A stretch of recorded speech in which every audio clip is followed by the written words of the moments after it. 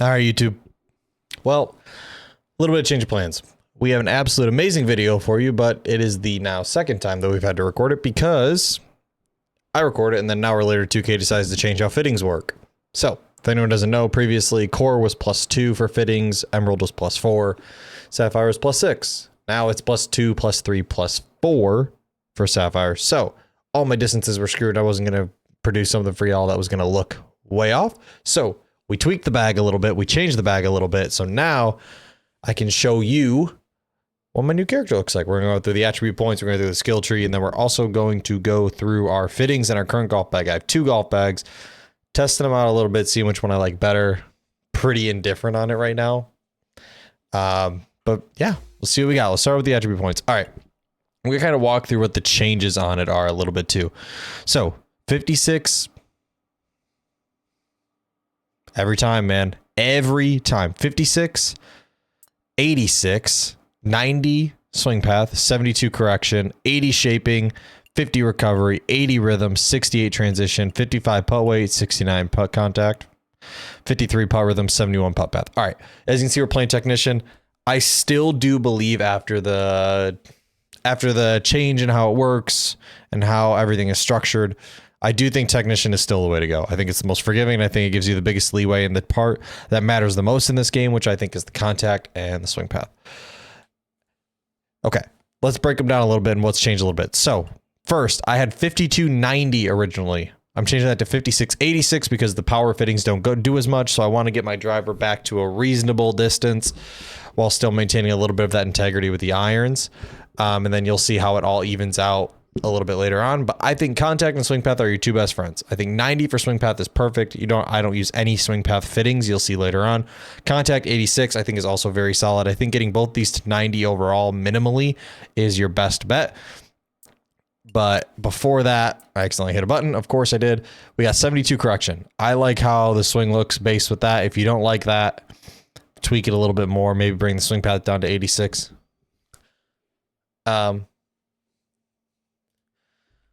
But yeah, so we got 80 shaping then as well. 80 shaping. I think this is absolutely massive for people.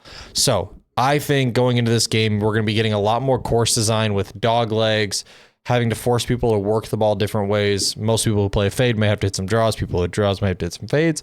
It's all going to be subjective. So I think it's going to happen a lot where people are going to be like coming up to a tee shot and they're going to have to end up hitting a hybrid because their game decides that, hey, I'm going to put you on a left or right hole and you hit a draw. But if you try and hit a draw, you're drilling a tree. So you have to lay back right to the neck of the dog leg. Whereas with 80 shaping, if I straighten up my swing path, I can still have a fade bias and hit a 5-yard draw, which I think is incredibly beneficial.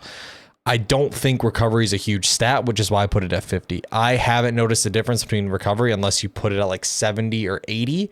And I would rather have high shaping than high recovery. That's how I feel about it.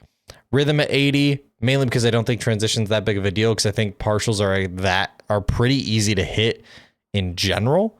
So I put that at 68. I put rhythm at 80. I like that shaping and rhythm match. That doesn't really matter to me. I didn't put a single attribute point in putt weight and putt rhythm. I put everything into contact and putt path. You'll see why in a little bit, but I feel that's your best use, because my thought is you get your attribute points to the bare minimum that you want them to be at. So let's say for me, I want my swing path to be 90. I don't have to touch it now. I'm comfortable with it at 90. Got my contact at 86. That's probably going to need a fitting here and there. Corrections at 72 might need a fitting here, might not need a fitting there. Power 56, it's bare minimum where I can put power fittings on to supplement it. Shaping's at 80, rhythm's at 80, recovery, transition, never have to touch those again. Putt contact, putt path, I don't ever have to touch those again. You can then supplement those with your skill points. So skill points matter a lot, I believe. And there's like 2 tips that I can give you pretty much on this. I would, for the shots you're hitting the most, your tee shots and your approach shots, max them out. Give yourself every single boost you can have to increase the sweet spot. For both the tee shots and the approach, which you'll see in a second. I think the choked tee shot plays very, very well. I think the choke tee shot definitely has a place in this game. It works very well in the wind, and I've noticed it's a lot more forgiving if you're missing your mark. So if you're missing your contact or your swing path, the choke tee shot will not go as far offline as a normal tee shot. I think that's extremely beneficial. Down on the other side, I use Stinger just because it's fun. I think it's a great shot to hit. You don't necessarily need it, but I believe this is probably it's a fun shot to have, especially in very high winds. It doesn't lose any distance. It rolls out the same distance. It's just a fun shot to have. But I don't think you need the rhythm on it. I think the rhythm is a waste of a skill point for the most part, outside of the shots that you're hitting a lot. Power drive, I think, is beneficial. You get power drive by getting the powerhouse character to 85. So my pro tip is get your main character to 90. Whether that's going to be technician or not, if you take this build or not, take your build to 90. Go create a new character under a different archetype. It'll give you rebirth. It'll give you 24 free attribute points to put on, and then another 25-ish to then you can spend VC on. So you can automatically get the character up to 85, come into the actual slot they reside in. So powerhouse is obviously T.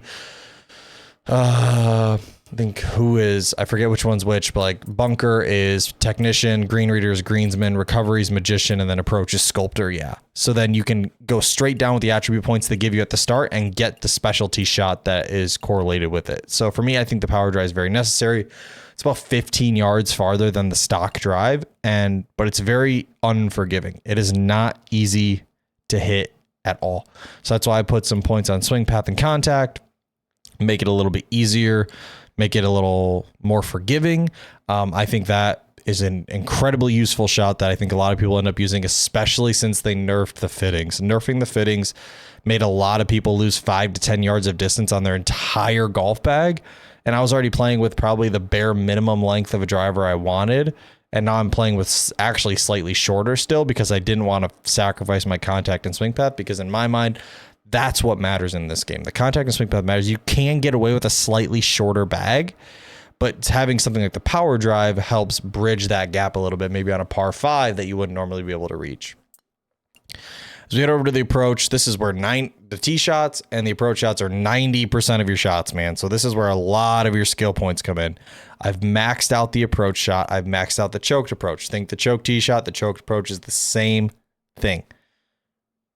You miss your marks, it's not as penalizing. It flight's a little lower. It spins less. So this is incredibly useful when you're hitting into the wind with a wedge. You're able to reduce the spin and get the ball to stop without ripping off the green. I've already had instances before I had this shot with a stock wedge where into a 10 to 15 mile per hour wind, that thing, even when you put top spin on it or reduce the spin, it's ripping off the green. It's just very hard to control it without the choked approach in my mind. I got off the deck. Off the deck definitely has a much stronger slot in this after the patch today, solely because these off the deck drivers are going to be needed because you're not hitting the ball as far. So you're not gonna be able to hit 3-wood into a par 5. You're gonna need a driver off the deck into a par 5. And you get 95% lie every single time. Why the hell wouldn't you want it? On the other side though of the approach skill tree, I don't necessarily think any of these are really that important. I don't hit the pitch shot a ton. I don't hit the runner at all. I've hit the runner once and it did not go well, and we've never touched it again. So I've not used all my skill points on those, and then I went straight to the spinner, which I think is a top 5 shot in the game, and I have maxed that out. I think that is incredibly beneficial. Okay. Recovery. I don't think it's that necessary. I think recovery is pretty solid in this game just by having a couple shots, and the spinner is used anywhere. You'll have other bunker shots for the bunker. I don't necessarily think there's a ton else that you need. I don't think the punch shot is that necessary, or the choked punch, or even the magician or recovery shot. But for the flop, I know the flop is very unforgiving. So if I were you, you could max this out. I chose not to because I play a fade bias. So it's pretty easy for me to hit it. But then on the super flop, I do think this is a necessity. It's gotten me out of some rough situations, very short-sighted. You just put that thing on, it goes about 13 to 20 yards, and you just hit it straight up into the air, and it lands and rolls out a box or two. Very easy. I love it. All right.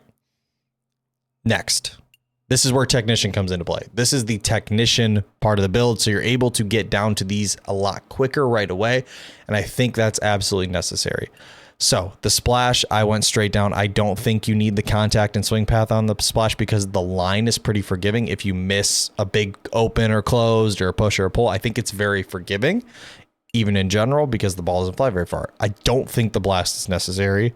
I think it could have its place in long term, but I just think the power pick is a little bit better because this one you can only hit with a wedge, and this you can hit with irons. So you can hit it with if you have a 2-iron, you can hit with a 2-iron all the way through a pitching wedge. So, I mean, I think that plays a lot better. That's where I put points on contact and swing path for this. That's where I'm like, if you don't want to do this and you don't think you'll use the power pick and you'll just hit a normal approach shot out of the bunker, put it on the flop. I think that's your best bet. But get the pick shot, which I would argue is probably the best shot in the game. It's so forgiving. It lands and stops. You put your marker 1 box past the pin from where you are, maybe a little bit more if there's elevation or less if there's downhill, and then you just hit it and it lands and stops. It's unbelievable. But we head over to the green. I don't think the chip matters. I think it's a good shot, but I don't think you need the boost on the chip. And then pairing off that, the bump and run looks really cool. Like, yeah, hitting a little 7-iron. I think, but I don't ever really get myself into those situations. And I think the pitch works just as good as a bump and run would. So why would you need to unlock another shot that you get by default? I've maxed out the putt because you're putting a lot as well. So I want to have the most forgiveness and the easiest way of putting. I still suck at it. Let's be frank. We have the lag putt. I only did what the needed was just to get it straight to the Texas wedge, which I haven't really messed with at all. I think it could be really fun, but I haven't tried it at all. And then I got down to the green reader. I think this is incredibly important. So the grids are slightly larger than 2K23 by default. I don't know why they chose to do that. I think it was solely for the skills. I've seen some people playing with this maxed out, so spending the extra 24 skill points. I don't necessarily see that as a need. I'm a person where this one gets you pretty much 2K23 sized grids, and I've been putting better. I'm still horrible, but it's really improved my putting because it's what I'm used to. I think it really gets me back to my comfort level. If there are people that have played 2K23, I do think this could work a lot. But I also will say for the people that may have actually as well not used, like if they don't want to max out power pick and maybe they want smaller grids, you could head over to the green and maybe unlock another skill point or 2 on the green reader. I think that could be the other change on it. Really? But other than that, we got the clubhouse pass. We have our 3 tie spinners. We haven't maxed out the pass yet, so we don't have it yet. I think we're like tier 88 or something like that. But enough of me rambling about attribute points and skill points. Let's go over to the golf bag. I will get my big old head out of the way and my cat's tail apparently. And we're going to show you some golf bag distances. All right, so this is kind of the main bag I've been working with. Driver, 3-wood, hybrid, 3-iron, 5-iron, 6-iron, all the way down to a 52, 56, 60. Only thing I might change is changing this to a 50 instead of a 52. But other than that, I mean, for my fittings, as you can see, I go plus 20 power on my driver. I go plus 16 power and plus 4 contact. So that's 4 power fittings, 1 contact fitting. So then that evens out my contact and swing path. My contact and swing path are both 90, which I do like. I like those to be the same as much as possible. Same thing on the hybrid, same thing on the irons, same thing on the wedges. And then my putter is putt weight and putt rhythm only. As you can see, my cat is being annoying. I haven't messed with the golf ball at all. Actually, just for funsies. I know it's a quest, and now that they fixed the quest, let's Evo Tool a golf ball, call it a day, get a nice quest. That's how we do it. So I think the only thing I might change on this, obviously, is maybe changing this going, instead of going 52, 56, 60, I might go 50, 56, 62. Possibly. I haven't fully decided, but I think either one would work very well. And then the only other golf bag that I'm working with, which it's going to have the same fittings. It's not going to be any different in terms of, it's pretty much the same distances, but it's switching instead of, I add the 4-iron back in. I swap the 2-iron out for I swap the hybrid out for the 2-iron, and then I go 52-60. So as you can see, my 52 goes 119 and my 60 goes 100. So that's something I'm messing around with solely because the wedges are very easy to partial. Pretty much every club's really easy to partial hit right now. They might change it, but I do think it's easy enough to where this clears up my gapping all the way through the bag. While still, I think the wedges are the easiest shots to hit partial. So I think it gives me enough forgiveness to where I'm operating at the best level. So kind of high level analysis would be try and get your contact with a fitting to 90 and swing path to 90 based off this build. That's what I like. I like those around 90. I think it's pretty forgiving. The marks are decently sized. They're pretty easy to hit. It gives you a lot of leeway. From there, set up your bag however you want, man. I've been testing out also like 3-wood, 5-wood, 7-wood as well. I love the 7-wood in real life, but it's not as great in this game as I thought it would be. I think for most people, the hybrid stops the best out of anything for a long club. So like 2-iron, hybrid, or 5-wood, I think the hybrid stops the best. Same as 2K23, it's not really any different. So I'm going to run back through it one more quick time for y'all. Kind of tell you again just where I'm seeing things. 56 power, 86, 90, 72, 80 shaping and rhythm, 50 and 68 for recovery and transition, 55, 53 putt weight rhythm, putt contact 69, putt path 71. You see the golf bag distances down below. I think the gapping is really nice on this golf bag as well. Tee pretty much maxed out because we use it a lot. Approach pretty much maxed out because we use it a ton. Recovery not a ton because I don't think it's that necessary, because when you get to the bunker you have a lot of recovery shots in this way, and I think the pick and then the spinner are your two best friends in this game, and then unlocking the super flop is your other best friend. The green, max out the putting as much as I can, and then got down to the green reader so I could get smaller grids because I couldn't putt to save my life. If you're putting well on these greens, man, maybe not do it. Maybe don't do it. Maybe save some skill points. Who knows? Clubhouse pass, got the tie spinner in. That's really it. But if you guys enjoy this type of content, man, please leave a like, comment, sub down below. I hope you did enjoy it. I was, based on TGC Tours, which most would argue is the most competitive format for playing this game, I was #1 for literally 365 days. I had the most platinum, highest tour wins in that game out of everybody that played. I like to think sometimes I know what I'm talking about. I might ramble a lot and I might run on and run on and run on. But I think I'm doing my best to try and help you guys improve. That's all I want to do, is I want to give people the best avenue of success in this game. If you guys did enjoy this type of content though, man, I would appreciate it if you show your support. I love hearing from you guys. I love interacting with you guys. I love hearing your stories. People telling me they figured something out or what they're doing differently. There's no one size fits all for this game, but I do believe this build gives people a good chance of success. So that's gonna do it for me, man. I'm out of town for the next 4 days, so I'm gonna try and respond to comments as much as possible. I've got content for every day except for Sunday right now. Sunday might have a video, but I'm not 100% sure.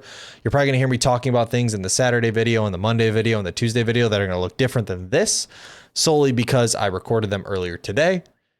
Then 2K released the patch, screwed me over, so I had to shift a bunch of stuff around because I wasn't at home and didn't have time to get another video recorded until now. So this is coming out on Friday. Full game release, man. I'm really excited. I'm going to have the starter build linked back at the start. It's going to be slightly different than that just because I have the contact at 90, but overall I think for someone just getting up to 85, I think it's a really good build to start. And then once you get to 99, you can respec, change things up a little bit. Sound good? All right. That's good for me, man.